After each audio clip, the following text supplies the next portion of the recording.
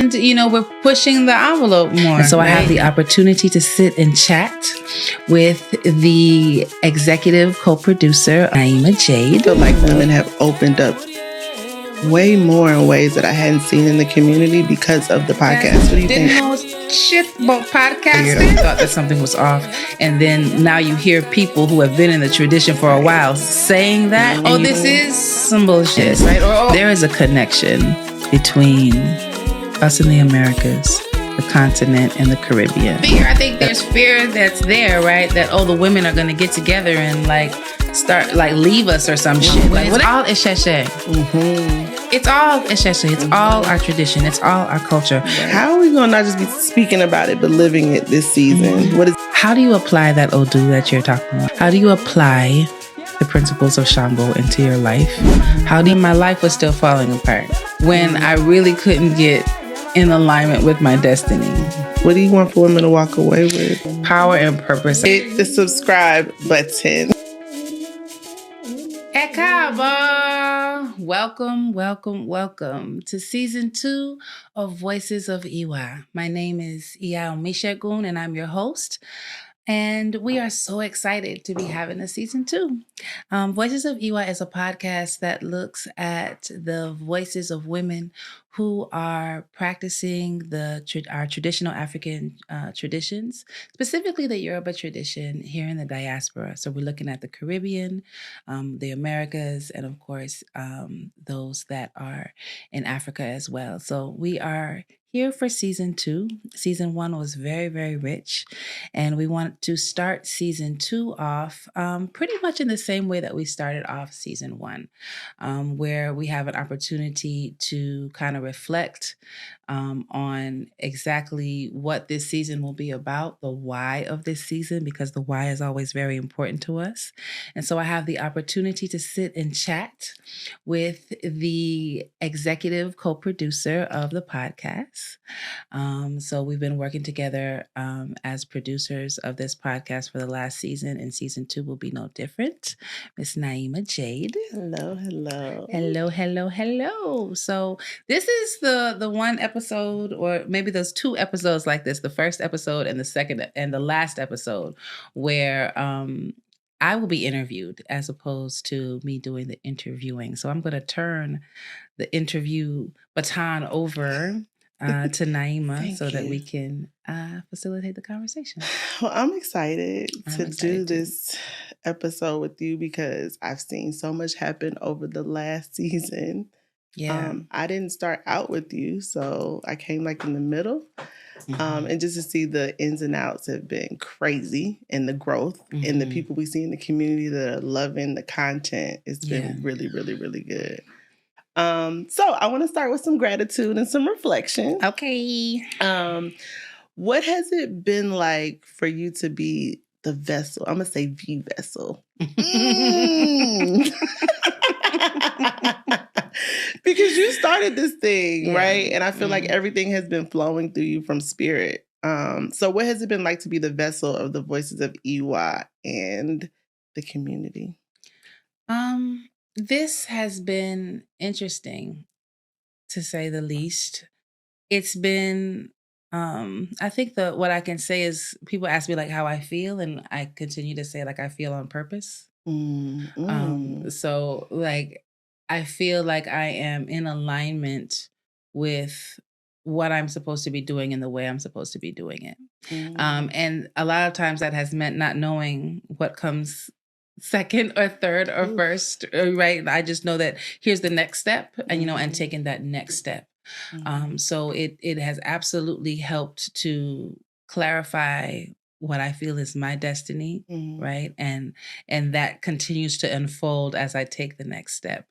As opposed to, and I'm good for making the long-term plan, right? Yeah, the next 5 years looks like this, and the Orisa and Egbe love to laugh at that. They'd be like, yeah, you know nothing. So just do the next thing. Right. So it has been wonderful to feel on purpose. It has felt good. I think I said last season that I was in therapy, and I'm still in therapy. And we talk about, sometimes I feel like I don't want to feel like I need to be validated, right? But that's the word that comes up to me, is that, it has been very validating to go to a bembe or to go to a festival and somebody's like, I watched the podcast and it's been really, really helpful, or somebody pull you to the side and please do a season 2 because it's really helped me in this way. Or people who DM us, right? So I know when y'all DM on Instagram, you're not sure if you're talking to me or Naeemah, you're talking to one of us, and we get it to the right person, right? But so people saying like, hey, I have a question about this thing that I don't feel like I can talk to anybody about. And I feel like I could talk to you. Or even people who may have my number from community and are like, I have a question about, polygyny, or I have a question about like where women fit into this particular context, or there's this burning question that I have, right? And I didn't know who to come to. Can I ask you this question? And be able to give them that help, like that has felt really good. Do you feel like it's opened women up more? I feel like it. I feel like women have opened up way more in ways that I hadn't seen in the community because of the podcast. What do you think? Yeah, I think that people have wanted to be open and maybe have not felt the safety to do so, right? And so the podcast gives people an opportunity to know that you're not the only person that's thinking and feeling this way, right? And so that's the validation part, right? So you're not, so maybe you were having some thoughts, or you thought that something was a little weird, or you thought that something was off. And then now you hear people who have been in the tradition for a while saying that, and you go like, oh, I'm not crazy. Oh, this is some bullshit, right? Or, oh yeah, like, like, oh, I do have, there is a space for me to think these things through. Right. And even seeing people who are new, and people who are like, I've been here for, I've been doing this for 25, 30 years, like that has been amazing also, because it's so, like I said, it's just like you're on purpose, right? You're on purpose because here it is, you think that this is something that's necessary, and, it's confirmed at the shrine, this is something that you should do. And then still in the back of your mind, or in the back of my mind, own it for myself, I'm going like, I hope that this is okay. You know what I mean? I hope that this is going to work out. So listen, I want to talk about this really quick, right? Because let's just get into season 1 just a little bit. Because we, at the end of the last season, we went through it, but it's been what? 6 weeks? 6 weeks. 6 weeks. So you've had a lot of time to really reflect and like really get into it. And like you said earlier, I think you used the word rich. It was a lot of rich conversations that were had in the podcast. And so on each episode, I don't think it was one episode that I wasn't like glued in. You know what I mean? So when you look back and you look at this first season, I want to know what stands out to you the most, but then also along with that, what feelings did you have after these episodes where some were like, and you know what I mean? Yeah. So what stands out to me is the amazing nature of women in our traditions, right? The opportunity, what stands out to me is the opportunity for growth and connection that we have, which leads me to the opportunities that we have with each other, right? Like if we continue this type of work together, like what does this mean for us, right? So that's what stood out to me, like just the vast nature of who we are, and the opportunities that we have to learn from each other and to grow together and to build something that's revolutionary. Like so like I'm on that. The revolution. Right. I'm completely and totally on that this is, this is a small peg in a larger, in a larger vision that I think that it's not just me, or it's not just EY, right? Like this is, I think the Orisha want us to have freedom, right? I think liberation is always the outcome, right? Like that's where we want to be. How do we get free, and what do we use to do so is always the question. And because we're utilizing our traditions, right? We're already utilizing them. Right. So like, okay, now how do we really put this together so that we can see that the outcome is, liberation? Okay, so I wanted to jump ahead just now because we're definitely going to be talking about how to use the things that we've learned in these traditions, like the application. But I have one question that I feel like has not ever been addressed. Okay. So we talked about how you got into the tradition. We talked about how you started IWA. I think you even talked about like the summit some. How did you even think about this podcast? Like, where did this even come from? I don't think we've ever discussed it. Right. So I think I talked about the fact that there was this. So it was basically 8 years, right, of stopping, starting, stopping. We have this piece together, but not this piece, or we do this great thing, and then like steam falls off, right? We couldn't build momentum. Okay. So the work of IWA has been like, how do we build momentum? And I had been, IWA has its own hand of Ifa. And so every year during Ifa Festival, we pound the cane and, get the messages for IWA, because we understand that it has its own destiny, right? This is not just Omisegun's thing, right? And so there was one, maybe 2 years ago, Ifa gave a message that was so poignant, right? That kind of slapped me in the face.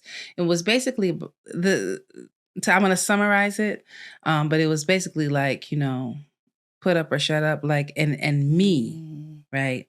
That maybe I was relying too much on team members, if you will. And I'm paraphrasing, but like I'm relying too much. What I got from it was that I was relying too much on other people to validate what I thought IWA needed.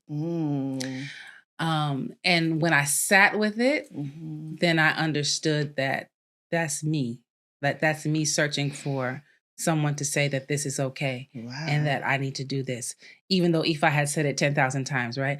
I was still looking for the people on the team to validate that this was okay. Even the podcast. So there wasn't even a thought of a podcast yet, right? Okay. So the podcast, we had talked about the possibilities of podcasts, and we kind of had gone around and around in a circle about the specifics. And then I went to a leadership retreat. And in this leadership retreat, I was with a group of about 9 amazing human beings, all from different walks of life, who didn't know me from a can of paint. And to be in the room, you had to have a project that you were working on, right? So it's emerging leaders cohort. Shout out to Gibran Rivera and that entire team, and to my cohort, because we sat in a room for about 3 or 4 days, and we each listened to each other. We dug deep into each other. We dug into each other's projects. We asked really hard questions, right? And I came out of that retreat, I'm getting tingles talking about it, feeling like I'm clear that I know what the hell I'm talking about, and that this is needed. And again, it took a room full of strangers, right, to remind me that I could be an authority in my own life's experience, and that I should utilize that to build this platform. And after I left that, I was clear, and I just showed up one day and I was like, oh, I'm gonna do a podcast, because we need an opportunity to talk, and that will build momentum to these other things. So if momentum is what we're looking for, then I'm gonna build momentum, and this is how I'm gonna do it. And I made a plan for the podcast. Wow. Didn't know shit about podcasting or any of that, right? And so I was looking for a place to have, like, where we're going to do this. So the equipment was bought and all this other kind of stuff that we already had. And I was like, I don't know how to use any of this stuff, so I need to go into a place, right? And then I found 2 different places, and only one called me back. And it just so happened that one place was like right up the street from the house. And I was like, if this ain't a direct link, I don't know what is. And then it just went from there. Yeah, and I remember you telling me you had one goal. Yep. For last podcast. to have an episode every week. Yeah. That was it. I was like, don't make this difficult. Don't make this, don't make it big, because I make things really big and really lofty, and then it becomes impossible, right? And I was like, so I just want one goal. Yeah. One episode a week, right? Yeah. Like whatever, rain or shine, Wednesday we posted. And so even when the obstacles came, I was like, yeah, there's just one goal. Just one goal. So even if I gotta edit, I don't know nothing about editing. I'm gonna learn this week. I'm gonna learn this week. I'm gonna learn to edit this week. When y'all see those hearts going across, that's her. She was very proud. They talked about me afterwards. They were like, "Can we get rid of these hearts?" I was like, "Sure. If you edit it, you can do whatever you want." I like the hearts. Right. Wait. Since I'm the co-producer, comment below. Comment below if you want the hearts back. No, that's fine. Okay, so I feel like sometimes when I'm talking to you, it just feels like we're in a dream state. Yeah. A lot of times, right? And then things will happen and we'll be like, oh gosh, is this gonna work? Is that gonna work? Push it back, push it up, you know what I mean? But so like right now, currently where we're sitting at this moment, like what is Omi's dream? Because you usually dream really big, right? So like right now, what is the big dream of this presently? So this the podcast or this Iwa or this? So I say what's alive for you in the season? What's alive for you spiritually, creatively? The podcast, like what, because I feel like a big part of when people meet you, I've seen people meet you now that from the podcast, like, oh, Omisegun. And it's like, what's happening with you in this process, right? Yeah. Surrounding all of the things. Yeah, I'm constantly growing. I'm constantly really aware that I don't know shit, right? Like, I think that has helped me. And also I'm really curious, right? I'm really curious around, like, my curiosity has opened up in ways that has been so beneficial, because I think that maybe prior to, I felt like I knew. Right. I felt like I knew. So like, I think it's hard to be curious when you feel like you know, right? And approaching things like, oh no, I'm learning along with everybody else, right? Like I got to something recently. We just finished Egg Bay Festival. And in that, I was looking at like my role, right? So one of the things we did a workshop, and I just really got clear that, like I don't see myself as a teacher, right? I understand that I am a priest, but I don't even see that is not the role that I feel like I play is facilitator, right? Like I feel comfortable and good and happy in that role. It makes me happy, right? To be in that place. And what I feel like I'm facilitating with Iwa in its entirety is the connection, right? The spiritual connection for us as people who have decided to practice Yoruba in specific, right? Because I think this entire time I've been loosely saying African traditions because it felt safe. And this is why I'm happy for you, right? I'm happy for like people who have like constantly put a mirror in my face. Like, I'm gonna need you to decide and say one thing, right? So that we can have the messages be consistent. I think I was scared to say the Yoruba tradition because I didn't want anybody to feel like I was closing anything off, or and we're not, right, and we're not. That's right. The thing. Yeah. And it's like I also understand how important this is, for us to have the specifics to be able to talk about, and how many people it actually really does touch, right? So even people that are not, like, the fact that this is crazy. The fact that someone was watching the podcast, right? Someone was watching the podcast and was like, I want to learn more about these traditions, and kept watching the podcast, got hooked up with someone, right, who was also learning the traditions, who was getting her hand to be filed, came to the festival. That's crazy. Right? Didn't know where she was coming. She just knew she wanted to learn more about the tradition, and ended up at my house ended up at my house. It was just like, oh my God. Like, you know, like you can't make this type of stuff up. Mm-mm. So like, I feel like the Orisa they are working. They are, right? And I've always asked to be used, and they are doing exactly that. So back to the question of like what the vision is. There is a connection between us in the Americas, the continent, and the Caribbean that I think I firmly stand, like I can stand square in the middle of, right?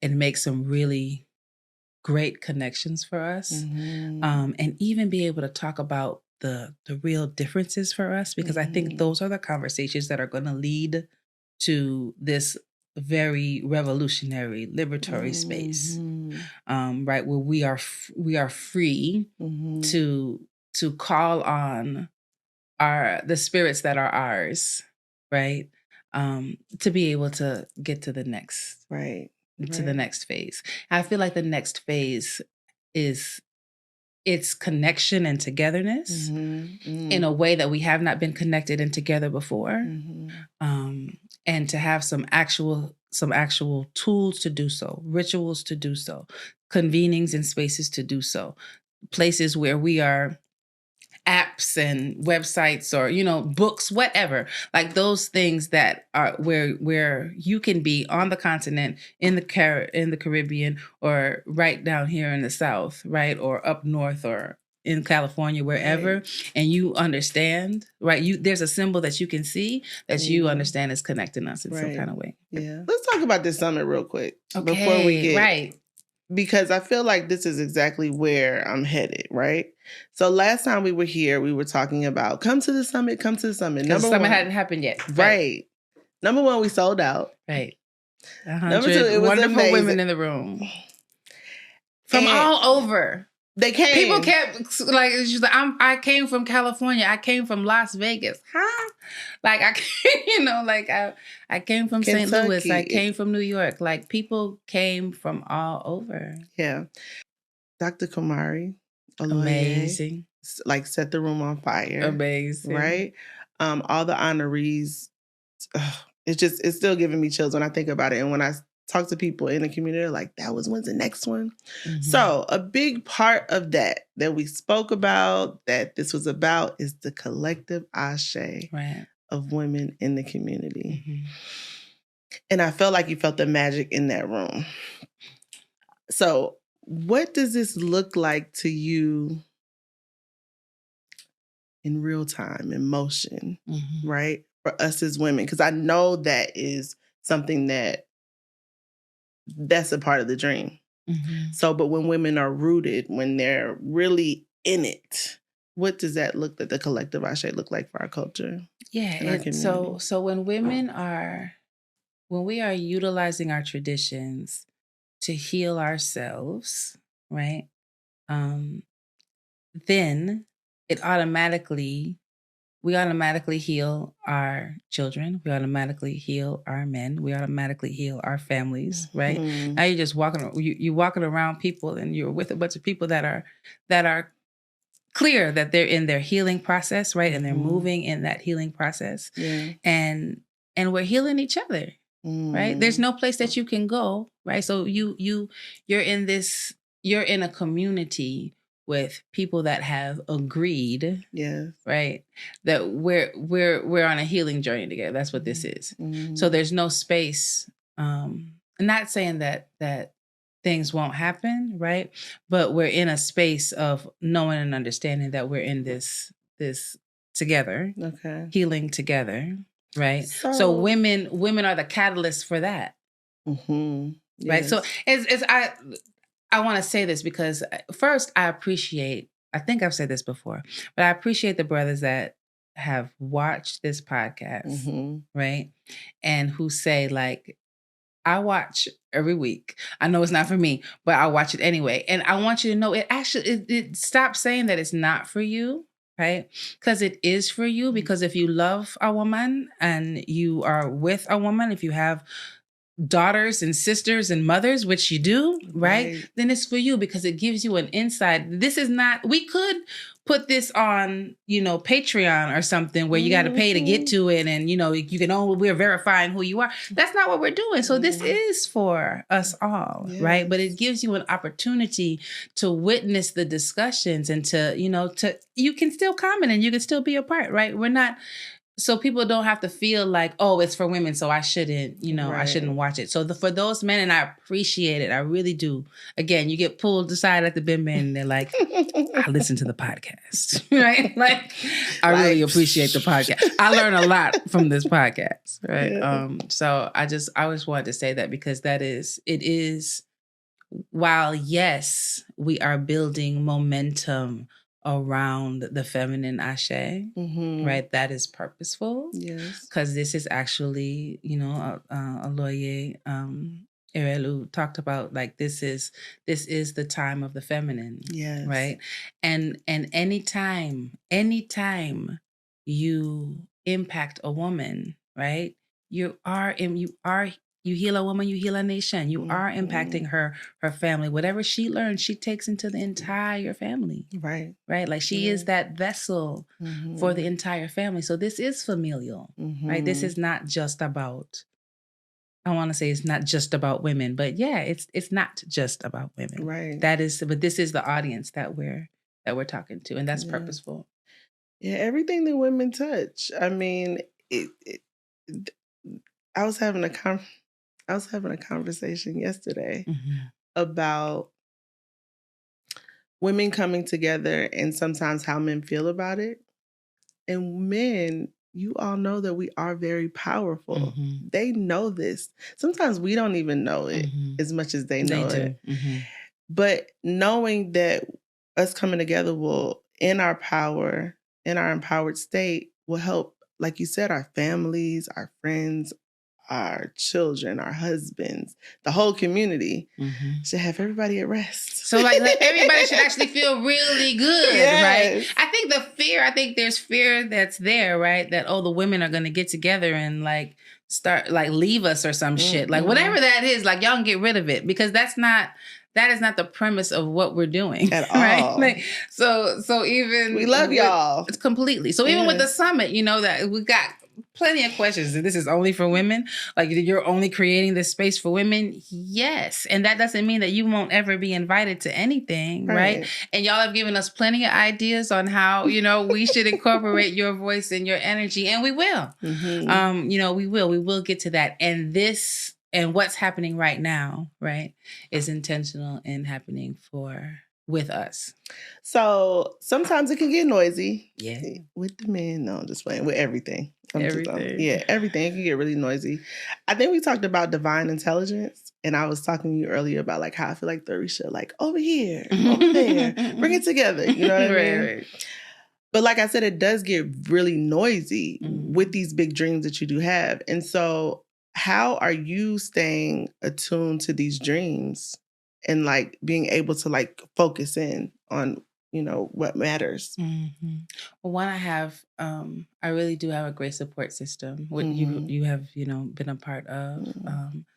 People who are constantly assisting and helping. So it's not, being a vessel, right, but not being the only one. Two, I'm in therapy. I'm gonna stay there because that's been working. Having a place to work out my own thoughts, my own insecurities, right, my own stuff, right, because all of that plays a role in everything. I think that women think that when people are doing things because this is big, right, that everybody does, right.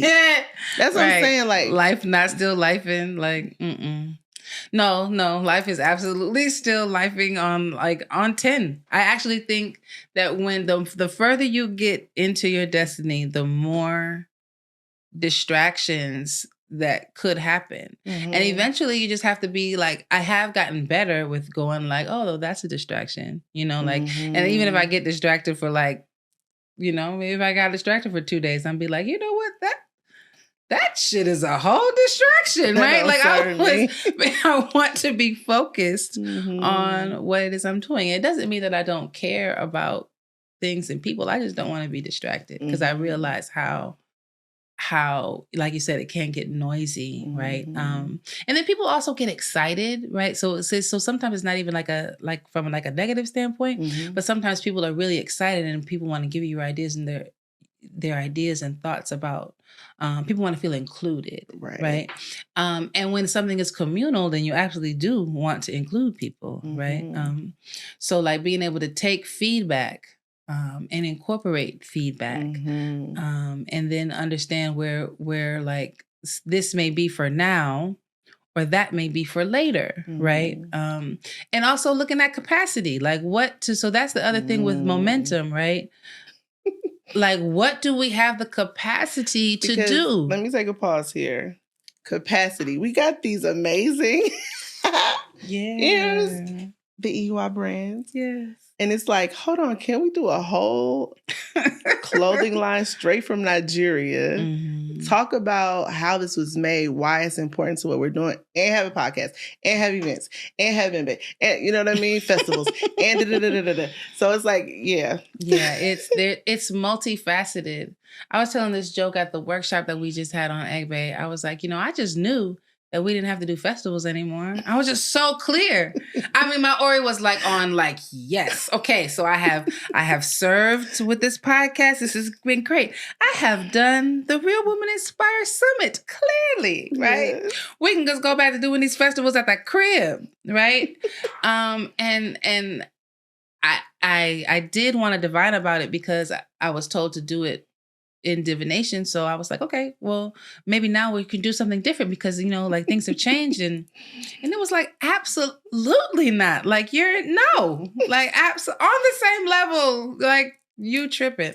And for a second I was disappointed, right? I was just like, oh my God, like thinking back to capacity. And what I recognize and realize now is that, again, I think sometimes I take on the thought process that all of this shit has to, I have to do it all. That's not if it's communal, right? Like not if no. And so people have definitely reached out and be like, how can I support? What can I do? Like I can be a consistent help. Like, people sent donations and money that hadn't done that before because people are seeing what's happening and being thoughtful to the fact that it's also impacting them in some type of way, right? People have reached out and been like, podcasts cost money, like where's the link so I can support this? So or how do I support what you're doing, right?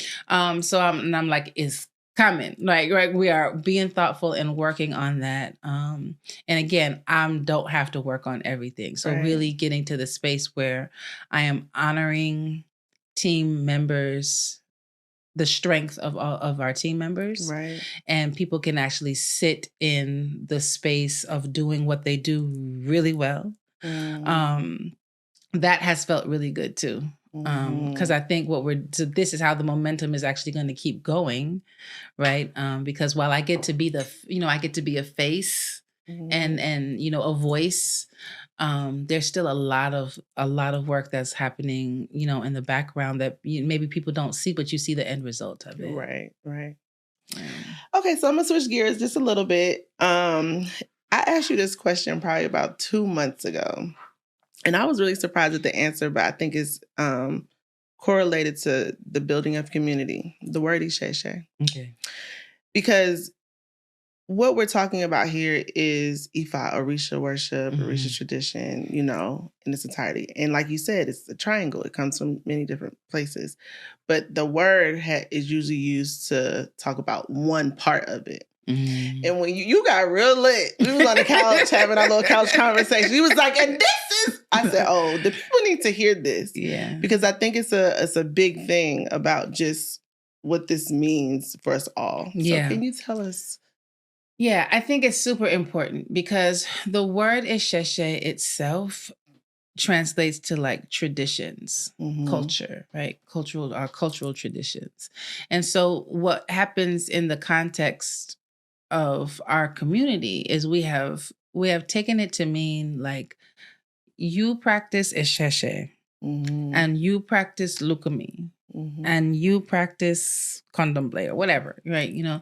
Santeria. And so we are, instead of looking at the word as tradition, right? There's an Odu that talks about, your mother is a sheshe, your father is a sheshe, your ori is sheshe, right?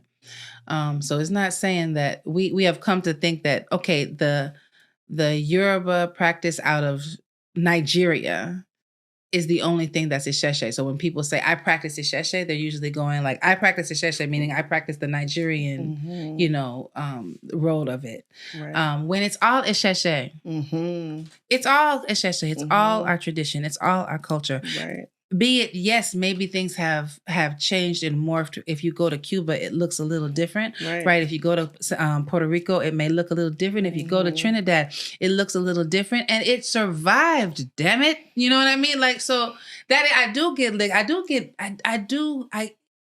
annoyed, and I'm gonna stop being annoyed because Aoife said I shouldn't be annoyed, right? That's always like, like, don't be harsh and don't be annoyed. Yeah. But I do think it's a level of education. So we are going to do a whole episode on the word isheshe, because it's necessary for people to understand, and this is how we start to change, right?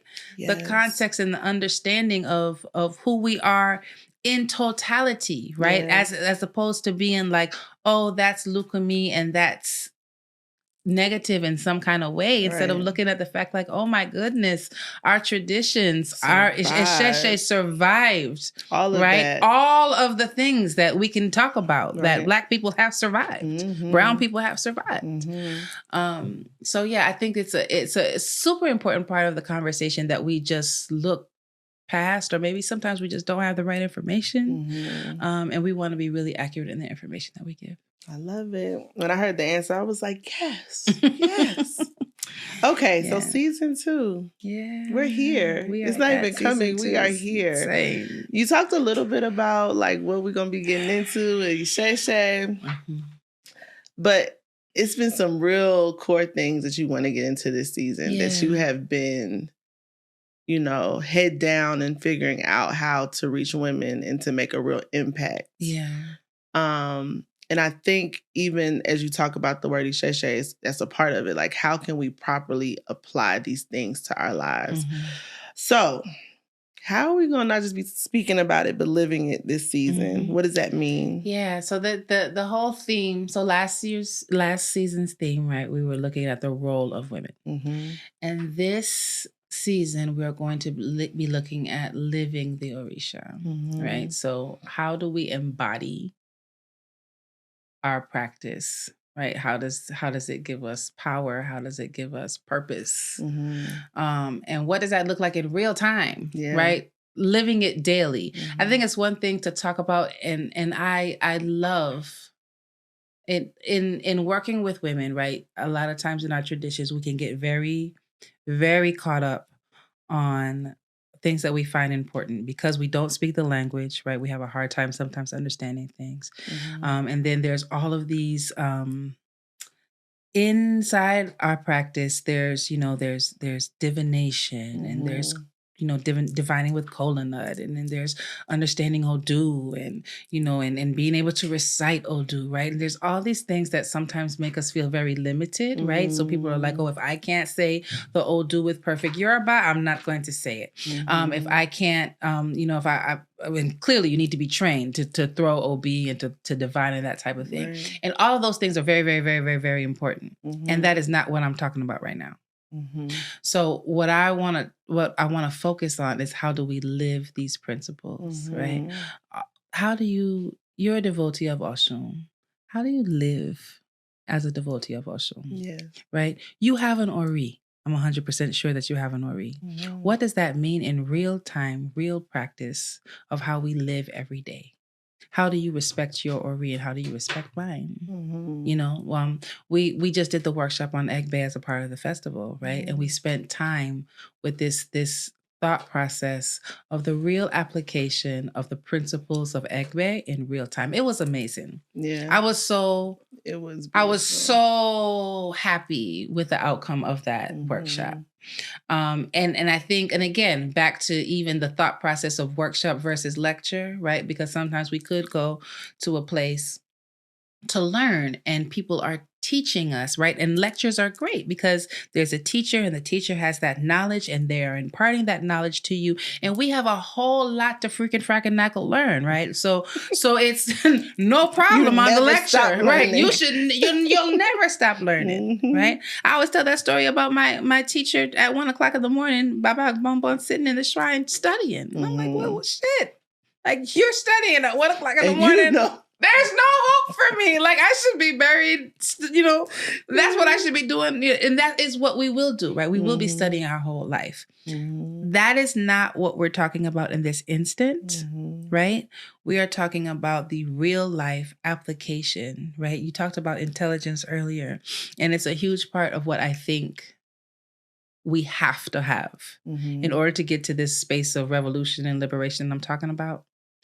How do you apply that Odu that you're talking about, that you're reciting, right? How do you apply the principles of Shango into your life? How do you apply, right? Like yes, you have this knowledge. Now, how do you live it? Right. How does that pan out for you in real time application of how you live your life every single day? So I want to ask you this. When did you realize that, okay, after I'm learning all of these things within the tradition, that I need to figure out how to apply this for myself? I think what I learned was that I didn't know how to apply it, right? I guess what I was realizing was that I was spending time. I know how to answer that question.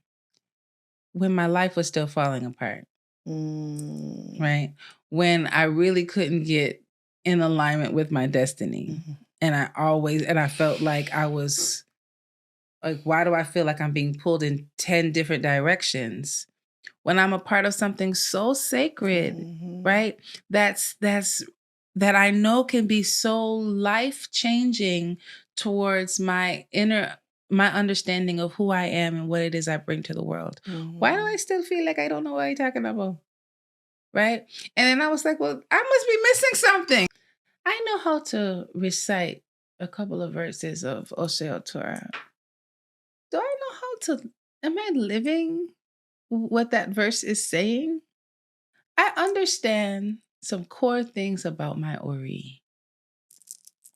Do I acknowledge that and like really live that in real time, real practice? Like, I'm an initiate of Oshun and Obatala and Olokun. Am I living that? Like, do I live these principles in everyday life? And I think as I started to do that work and kind of peel back those layers, I saw how things really started to open. Right? I saw my character. Right? Back to Iwa, right? I saw my character. I actually saw the spaces and places where I needed to cultivate it some more. Right? The work, my own personal work. And that started to lead me back to like, okay, like what is this whole thing about? What is the what? What's the why? Right? What's the why? And then even when I'm challenged, right? So it really be in the challenging times that things can go a total awry, right? And then in those challenges, I'm like, okay, well, what principle am I bringing, right? I saw something by one of the scholars from Haiti. She's a Haitian voodoo priest, but she talks specifically about in Haitian voodoo about the Loa not just being deities, but being principles, right? They're principles for how we live our life.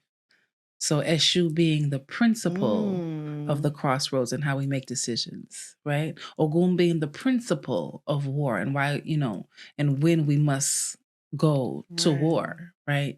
Oshun being the principle of love and feminine energy, right?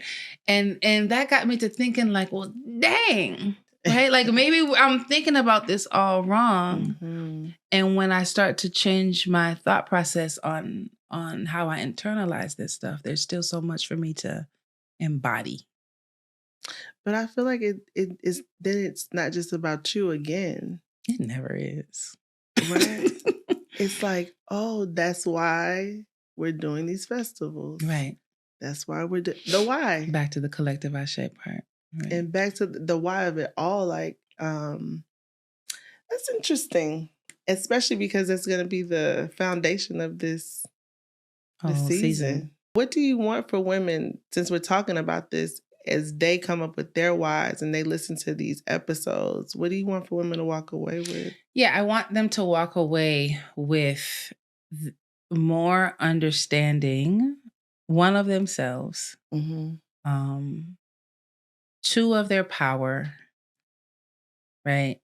And three, of their purpose, right? Like power and purpose, I think, is a huge part of this season. Because like when you embody something, right? Like again, like you're getting initiated, right? Let's say maybe you're not even initiated, because by the time you get I'm hoping that by the time you get initiated, some of these things have been a question for you and you're starting to be more curious about them.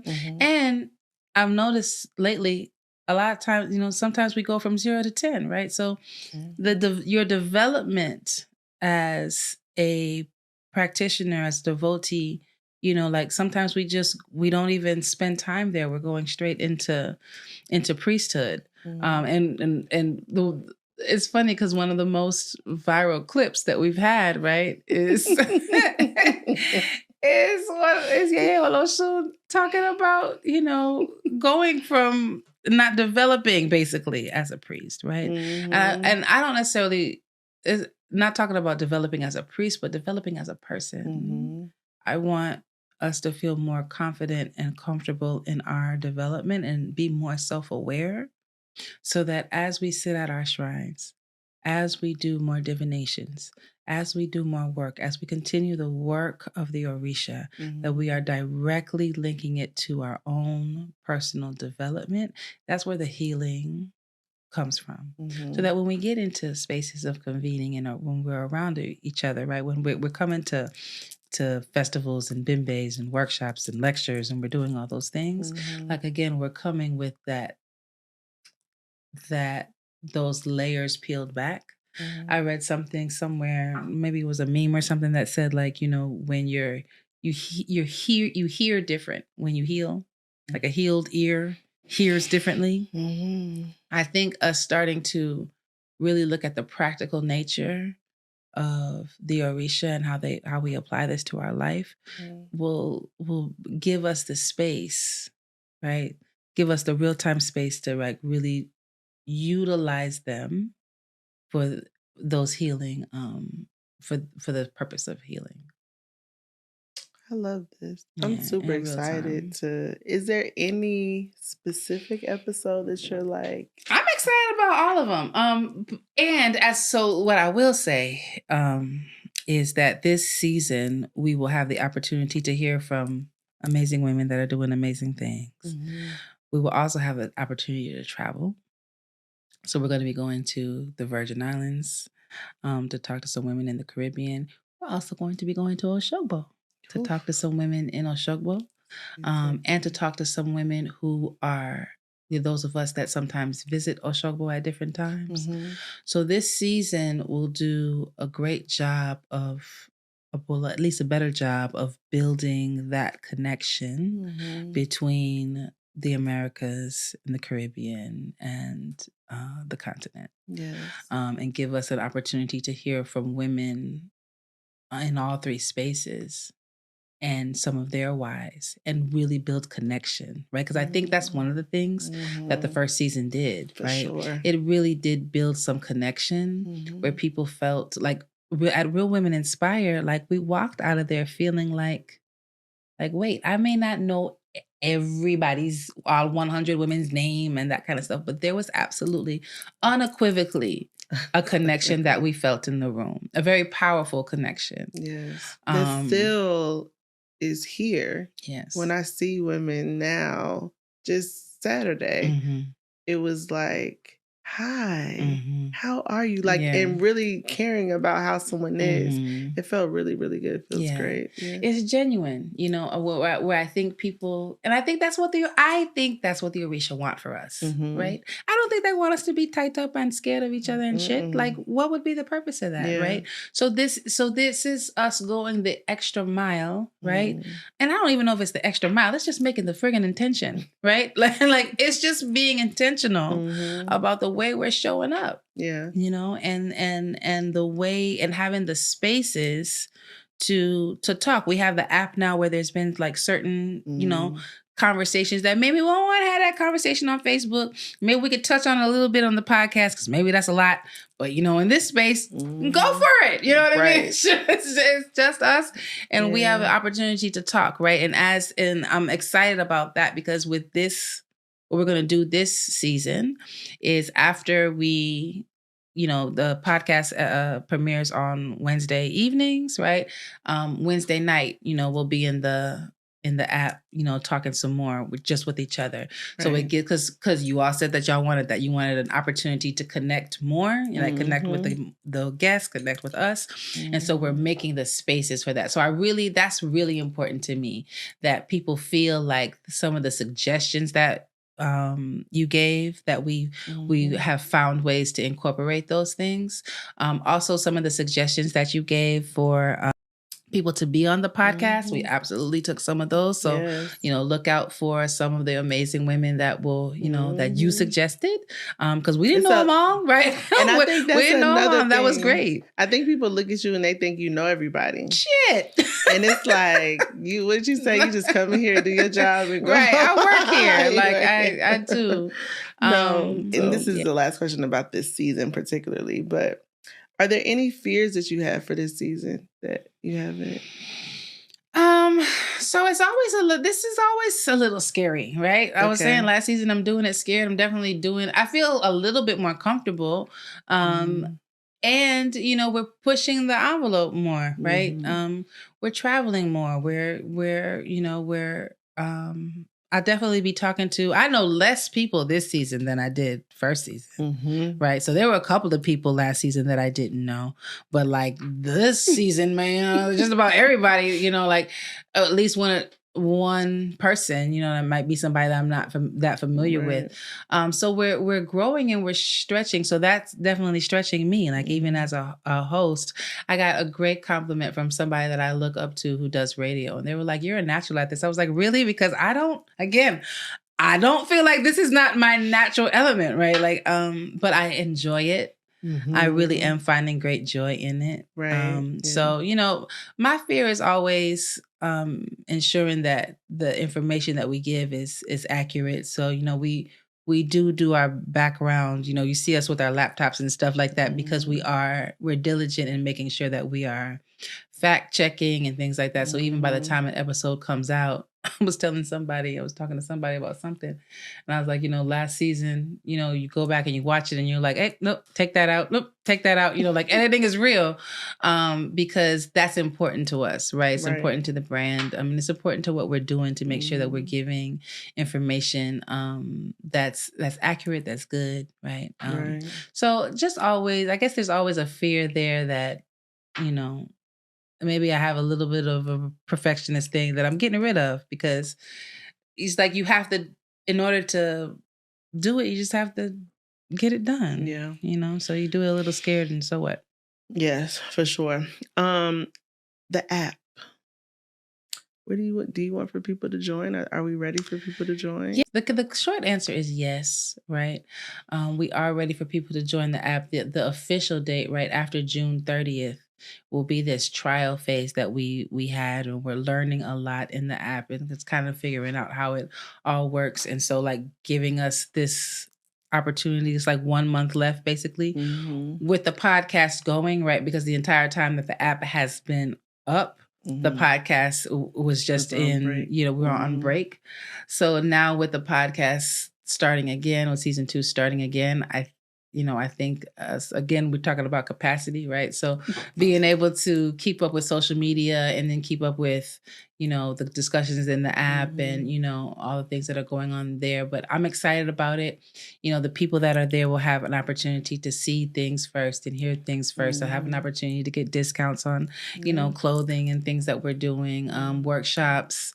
We are going to do, we're going to do a book tour, by the end of this season. So all of the things that are coming, the people that have decided to become members, basically, because the app will be membership based, then they'll have an opportunity, right? July 1, they'll have an opportunity. So look it up. I mean, set your calendars. July 1 is when you guys can come on in and join the conversation. Yeah. And people have been inviting their friends, which has been cool, right? I think we're almost at the capacity that we wanted to be at for, this trial period. So, I mean, it growing on its own, again, all of this has been, I love that about this whole process. It's been organic. We haven't had to force shit. And that has made me feel really, really good. Right. So even we want to get to 100 women, for real women inspire and you doing the amazing things you do on social media. Right. But it was natural, right? Like us getting to the space. So like we wanted to get to 1,000 viewers, subscribers. We're not quite there, but we're almost there. But it's all button. Right. Hit the subscribe button. All the ones that we have, right? It's organic people that are truly interested in what we're doing, that want to be a part of the conversation. So, I mean, I love that. I really love that. Yes. So, last question before we get our prayer, because we always end in prayer. What do you look at for I'm going to say 20 years out? Yeah.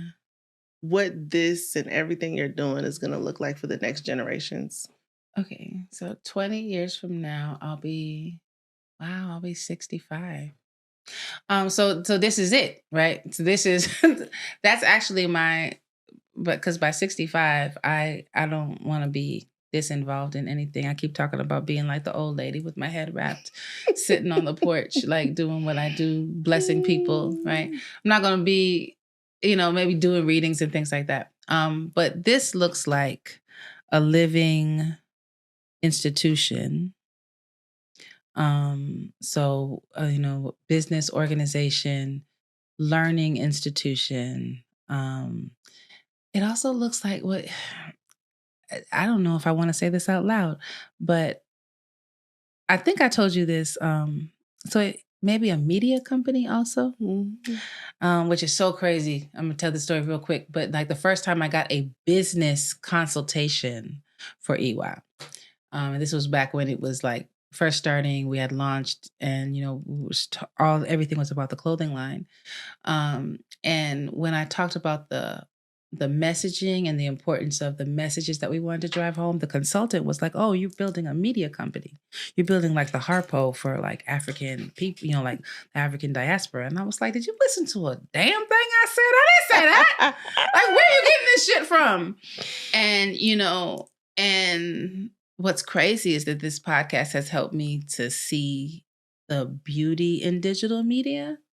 And really look at some of the amazing things that we can do, the stories that we can tell. That like one of my major things is how does the narrative live? And so being able to document the narrative and show in the next 20 years how we change the narrative and how people are feeling more liberated, not just feeling, but are more liberated, how we did begin a revolution of people being committed to healing themselves and showing up in community and understanding what that means, and then being able to build shit that actually lasts, that's sustainable, right? Sustainable community, meaning that we are, we talked about a little bit about some of the things we talked about at Real Women Inspire, right?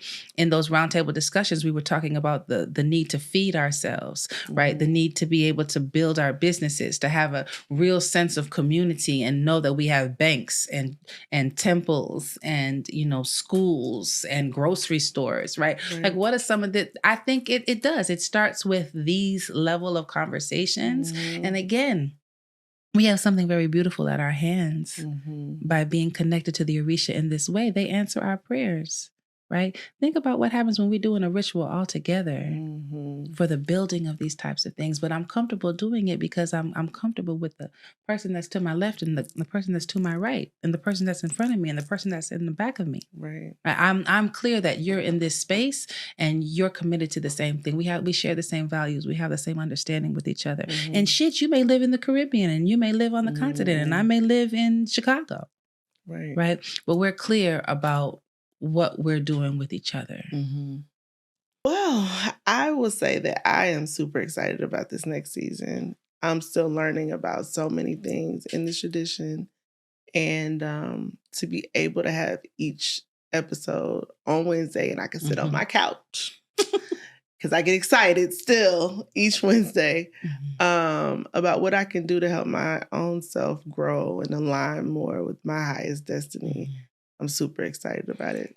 You know, and you got away because we talked about this, about talking a little bit about your journey also. Right. You slick.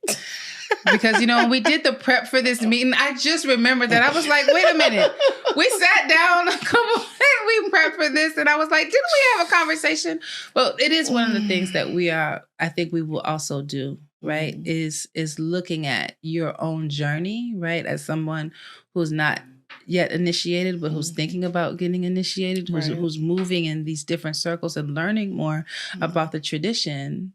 And beginning to incorporate this aspect of living this, right? Where it's moving now from just getting readings, right? Or you know, like trying to get a grasp of what's happening. So wait a minute, this is the lifestyle that I am living. Right. Every this day. Is changing. Yes. Right. Like really being able to get into some of that. Yeah. I'm excited about it all. One day I'll talk about my journey. We're going to get there. Okay. Well, I think we're at the end of it. Would you like to close us in prayer? We give thanks for long life. We give thanks for good health. We give thanks to all the Orisha. We give thanks to our teachers. We give thanks to all those listening. We give thanks to the energies that are present with us, that walk with us, that continue to ensure that we are in alignment with our destiny.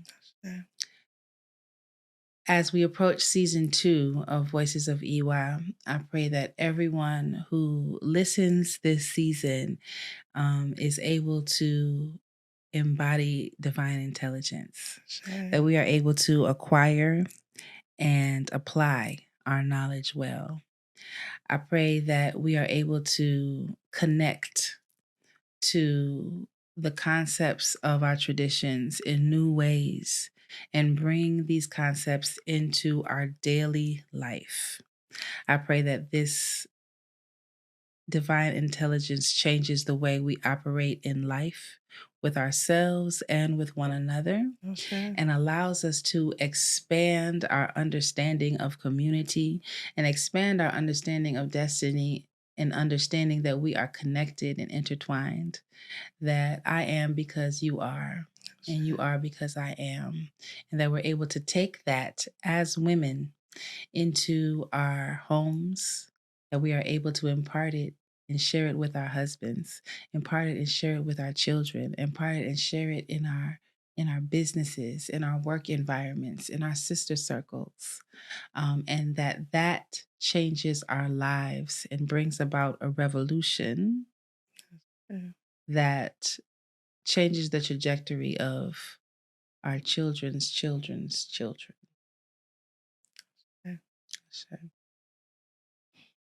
Season 2!